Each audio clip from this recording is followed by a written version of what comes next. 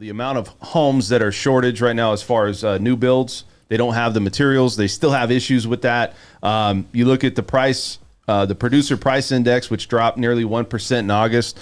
You're looking at these numbers, and it's saying this: the starts are great, the permits are great for builders. Now, they're starting to see a little bit better numbers as far as the overall materials. Construction workers are still a problem, but it's getting a little bit better. Now, the problem they have is that you got permits, and then when you go to complete the home, they're having issues completing the home. So they're getting people in the process of buying by getting permits started. But as far as getting all the labor, getting all the materials at the end, and finding out that they can get the home to close on time is still an issue. And I want to talk about it because you look at the materials and you look at the costs. Now, you look at drywall, that was skyrocketed, pre or post COVID, right? And then we see drywall that's actually gone up a lot of the costs on that. Then you look at also construction overall. We're still 14% higher, or we were at 14% higher for material costs, which has come down a little bit for some of these builders out there. You can't get any material here.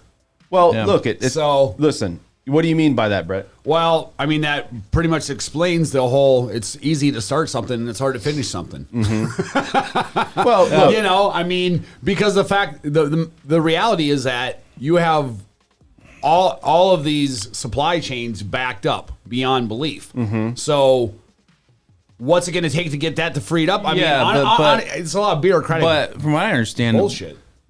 One of the main problems, it's not the materials themselves, it's the labor force that's handling the logistics. For instance, you had the Port of LA, which was totally blacked up or what. They have the materials there. Yep. You have crane operating. That's why they're all backed up. You have crane operated unions because we need people overtime, we need this stuff, and they say no, it's not in our contract. And they're sitting back and they're just sitting there. So it's there, but that's what I'm saying is try to actually get it here. Yeah. It's the lumber has dropped now half. It was at its peak last year.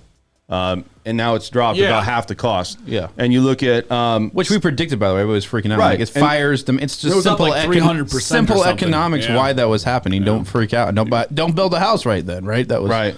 Also steel mills, right? The steel mill product prices rose 5%. So a lot of the data is showing that in some ways that it's gotten better and in some ways it's not. And there's still the builders are still, it's challenging to get all the stuff and everything in and get the home completed. And I'm going to tell you that majority of the people that I work with, I'm going to say majority of them are having to have extensions. And is it going to stop every single person that I have in contract for a new home build? They're all not only extended, but like 3 or 4 months. I was supposed to have 2 that were supposed to close in October. So they're not going to happen until end of January. I have a question.